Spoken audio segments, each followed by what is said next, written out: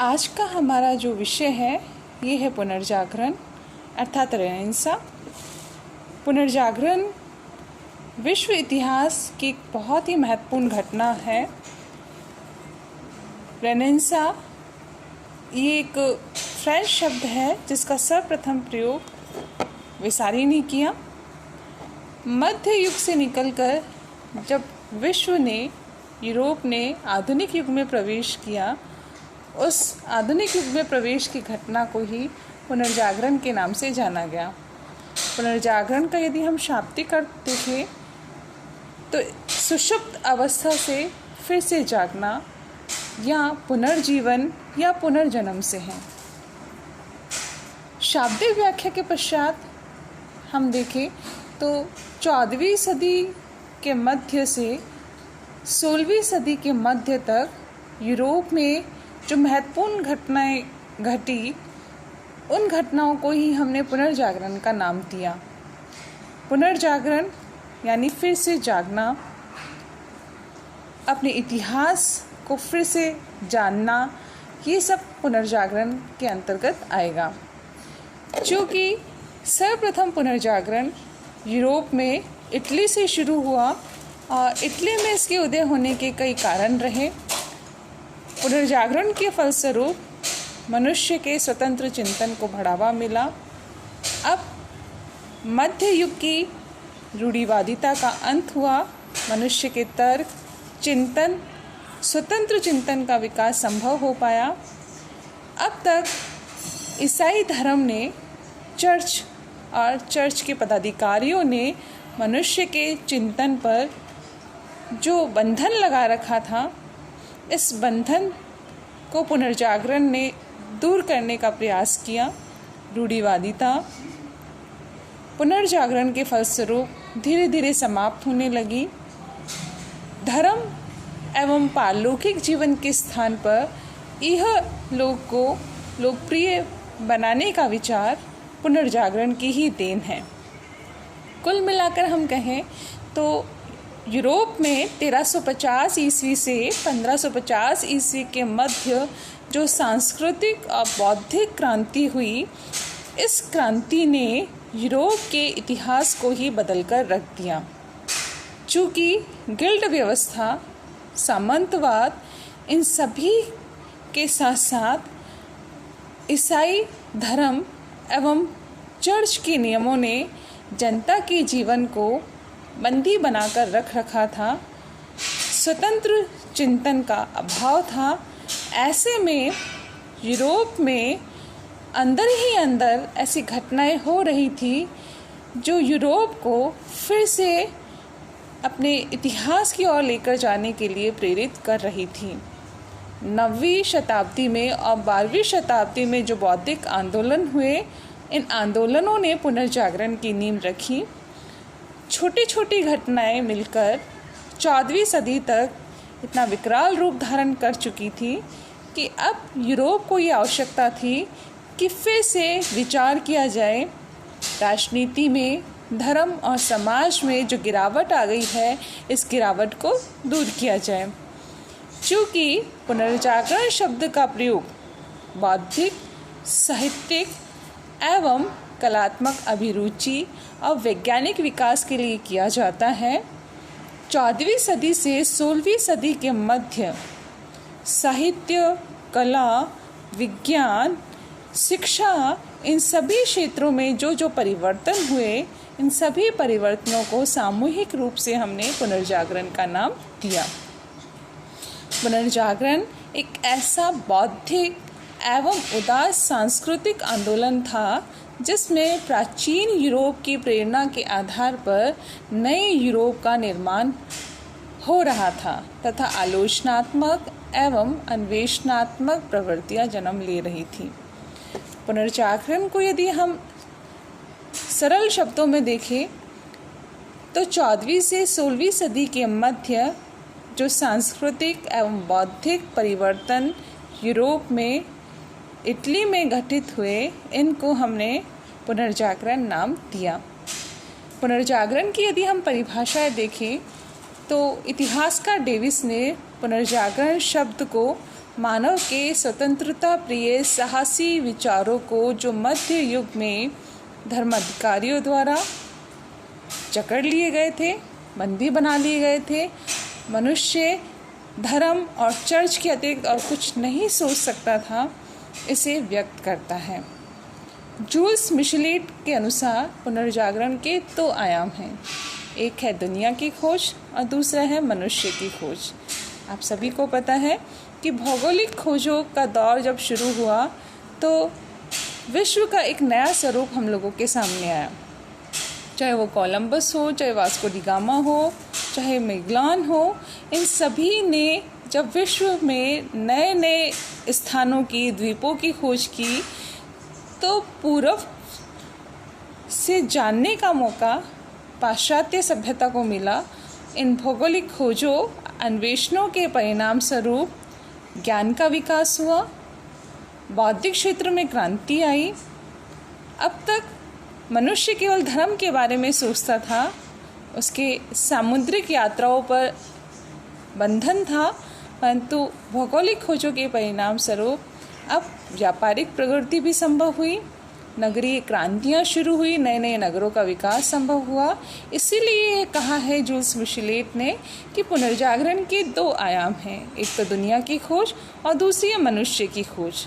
मनुष्य की खोज इसलिए क्योंकि मनुष्य अभी तक केवल अपने परलोक के बारे में सोचता था, परंतु पुनर्जागरण के फलस्वरूप अब वो अपने इसी जीवन को सुंदर बनाने के लिए सोचने लगा। स्वतंत्र चिंतन का विकास संभव हो पाया। मनुष्य अब अपने बारे में भी सोचने लगा कि पुनर्जागरण की एक बहुत महत्वपूर्ण देन मानी जाती है। हमारे प्रधानमंत्री पंडित जवाहरलाल नेहरू के शब्दों में यदि हम देखें तो पुनर्जागरण का तात्पर्य विद्या का पुनर्जन्म है। कला, विज्ञान, साहित्य और यूरोपीय भाषाओं का जो विकास हुआ, ये विकास पुनर्जागरण ही है। इतिहासकार सिमोन के अनुसार यह एक आंदोलन था जिसके द्वारा पश्चिम के राष्ट्र मध्य युग से निकलकर आधुनिक विचार तथा जीवन की पद्धतियों को ग्रहण करते हैं। मैं बार बार आप लोगों से कह रही हूँ कि मध्य युग से निकलकर आधुनिक युग में प्रवेश कर रहे हैं। आधुनिक विश्व का इतिहास हम पढ़ रहे हैं। मध्य युग में हम देखें तो विश्व में, यूरोप में जो व्यवस्था हमें दिखाई देती है, जिसे हम पाश्चात्य जगत के नाम से भी जानते हैं, प्राचीन यूनानी और रोमन सभ्यताओं का अंत हो चुका था। यूरोपीय समाज सामंतवाद, गिल्ड प्रथा, इन सभी में उलझा हुआ था। धर्म का, चर्च का मानव जीवन पर इतना प्रभाव था कि इस प्रभाव के कारण मनुष्य स्वतंत्र चिंतन, विवेक, तर्क, इन सब से काफ़ी दूर था। वह न अपने जीवन के बारे में सोच सकता था, न विचार कर सकता था। इसीलिए जब 14वीं सदी में इस तरह की घटना घटित हुई तो इसे शीघ्र ही लोगों ने अपनाया। इसके परिणाम स्वरूप कला, साहित्य, विज्ञान, इन सभी क्षेत्रों में जो परिवर्तन हुए, ये परिवर्तन बहुत ही सुंदर थे। पेट्रॉक, जो मानववाद का पिता माना जाता है, इसने मानववाद की जो विचारधारा दी, स्कॉलिस्टिक जो विचारधारा इस समय लोकप्रिय हुई, जिसमें तर्क और बुद्धि को स्थान मिला, इन सभी के परिणाम स्वरूप पुनर्जागरण शीघ्र ही लोकप्रिय हो गया।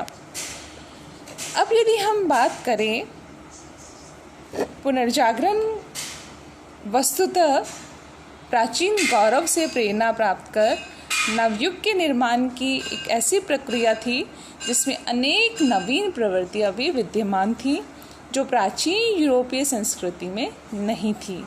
पुनर्जागरण अनेक शताब्दियों के विकास का परिणाम था जिसमें मनुष्य ने शनै शनै प्रचलित जो कुप्रभाव थे, शोषण था, मान्यताएं थी, इनसे मुक्त होने का मार्ग खोजना प्रारंभ कर दिया था।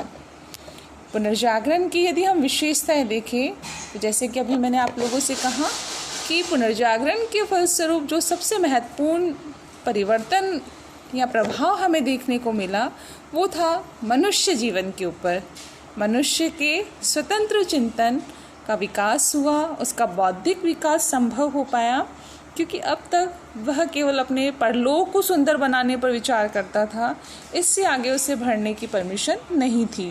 परंतु मानववाद जैसी विचारधारा जब लोकप्रिय हुई तो इससे प्रेरित होकर स्वतंत्र चिंतन को, तर्क और बुद्धि को इनको बढ़ावा मिला, जिसके फलस्वरूप नए नए प्रयोगों को, अन्वेषणों को बल मिला।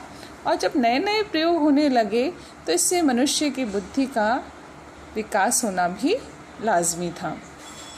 चूँकि मनुष्य ने जब अपने बारे में सोचना शुरू किया तो सहज सौंदर्य की उपासना इस युग की देन मानी गई। अब सुंदरता पर भी ध्यान दिया जाने लगा और इसके फलस्वरूप चित्रकला है, संगीत कला है, चाहे मूर्ति कला है, चाहे स्थापत्य कला है, चाहे साहित्य है, इन सभी में एक महत्वपूर्ण परिवर्तन हमें देखने को मिला। लैटिन भाषा का जो प्रभाव था वह प्रभाव समाप्त हुआ। अब स्थानीय मातृभाषाओं में भी साहित्य की रचना होने लगी। वैज्ञानिक प्रगति संभव हो पाई। इस वैज्ञानिक प्रगति के परिणाम स्वरूप अनेक खोजें हुई, अनेक आविष्कार हुए, जिनके परिणाम स्वरूप मनुष्य के सोचने समझने का विकास हुआ, उसकी बुद्धि का विकास हुआ। अब यदि हम पुनर्जागरण की प्रकृति की बात करें तो इसकी प्रकृति में जो महत्वपूर्ण चीज़ हमें दिखाई देती है वह है इसकी मानववादी विचारधारा। इसके परिणाम स्वरूप हम देखते हैं कि मनुष्य के सोचने समझने पर जब चर्च का, धर्म का प्रभाव कम हुआ तो राजनीति पर भी इसका प्रभाव हमें दिखाई दिया। धर्म और राजनीति का पृथक्करण संभव हो पाया। इरेस्मस ने एक बुक लिखी थी, in the praise of folly, अर्थात मूर्खत्व की प्रशंसा। इसमें राजनीति को लेकर, राज्य और चर्च को लेकर अनेक बातें लिखी गई थी। इससे प्रभावित होकर हम देखें तो पुनर्जागरण के फलस्वरूप राजनीति और धर्म का पृथक्करण संभव हो पाया, राष्ट्रीय राज्यों का उदय संभव हो पाया। अब लोकतांत्रिक विचारधाराओं को बढ़ावा मिलने लगा। राजनीति में धर्म का जो प्रभाव था वो शनि शनि समाप्त होने लगा। धर्म में सुधार की बातें होने लगी। तो पुनर्जागरण के फलस्वरूप अनेक महत्वपूर्ण परिवर्तन हमें समाज में, राजनीति में दिखाई देने लगे। यदि हम बात करें तो मनुष्य ने तर्क एवं जिज्ञासु प्रवृत्ति का विकास भी इस समय किया। वह तर्क के आधार पर सोचने लगा, वो नई नई बातों को सीखने और समझने लगा। भौगोलिक खोजों को बढ़ावा मिला, जिसके फलस्वरूप हम देखेंगे कि एक राष्ट्र का दूसरे राष्ट्र से संपर्क होने लगा। जब अन्य राष्ट्र के लोग, विद्वान, कलाकार, पादरी, ये सभी यूरोप के लोगों के संपर्क में आने लगे। यूरोप को जब अरब की नई खोजों का, मंगोलों की खोजों का, इन सभी का पता चला तो इन सब का प्रभाव यूरोपीय राष्ट्रों पर पड़ने लगा। यदि हम बात करें तो मानव जीवन में वैज्ञानिक अन्वेषण के साथ साथ अन्य क्षेत्रों में भी महत्वपूर्ण परिवर्तन हुआ। कला के लौकिक स्वरूप का विकास हुआ और शिक्षा का विकास संभव हो पाया। चूँकि हम देखते हैं कि पुनर्जागरण सर्वप्रथम इटली में शुरू हुआ, तो इटली में ही शुरू होने का इसका मुख्य कारण क्या था, इसकी चर्चा हम यहाँ पे करेंगे। चूँकि इटली प्राचीन रोमन सभ्यता का केंद्र था, आप सभी को पता हो, तो ईसाई धर्म का जो मुख्य नेता होता है पोप जहाँ निवास करता है वह है रोम। तो रोम भी इटली का एक मुख्य केंद्र था, इटली की राजधानी रहा था। तो चूँकि प्राचीन रोमन सभ्यता का केंद्र होने के कारण और व्यापारिक एवं आर्थिक समृद्धि का केंद्र होने के कारण पुनर्जागरण सर्वप्रथम इटली में ही शुरू हो पाया। जब इटली के व्यापारी व्यापार करके यहाँ वापस लौटते थे या अन्य राष्ट्र के लोग, व्यापारी इटली में आते थे, तो इतना समृद्ध होकर आते थे, इनके पास इतना धन होता था कि ये शिक्षा के विकास में योगदान दे सकते थे। इटली के बड़े बड़े सेठों ने, समृद्ध लोगों ने, धनिकों ने बड़ी बड़ी लाइब्रेरियों का निर्माण करवाया, विद्वानों, कलाकारों को आश्रय दिया। जिसके फलस्वरूप हम देखें तो स्वतंत्र चिंतन को बढ़ावा मिला। चूँकि इटली के लोगों का यूनानी एवं अन्य संस्कृतियों से भी संपर्क हुआ, आप लोगों को पता है, तो कुस्तुनतुनिया पर जब तुर्कों का आधिपत्य स्थापित हो गया, पश्चिम से पूर्व की ओर जाने वाला जब रास्ता बंद हो गया, तो ऐसे में कुस्तुनतुनिया से भागकर जब विद्वान मिलान, वेनिस ऐसे बड़े बड़े इटली के नगरों में आकर रहने लगे, तो ये अपने साथ पांडुलिपियाँ और महत्वपूर्ण ग्रंथ लेकर आए थे। इन सभी का अध्ययन अध्यापन जब इटली में होने लगा, तो इसका प्रभाव भी यहाँ पर पड़ा और इसी के फलस्वरूप इटली पुनर्जागरण का महत्वपूर्ण केंद्र हो पाया। चूँकि इटली जहाँ बसा हुआ था, भौगोलिक दृष्टि से भी यह उसके अनुकूल था, इसका प्रभाव भी पुनर्जागरण के उदय में पड़ा। भौगोलिक अनुकूलता की वजह से यह एक समृद्ध क्षेत्र था। इसका प्रभाव पुनर्जागरण के लिए देखा जाता है। चूँकि बौद्धिक चिंतन को बढ़ावा मिला और शिक्षा का प्रसार यहाँ हुआ, इसलिए इटली पुनर्जागरण के उदय का प्रमुख केंद्र बन पाया। पुनर्जागरण के कारण और परिणाम क्या रहे, इसकी चर्चा हम अगली क्लास में करेंगे।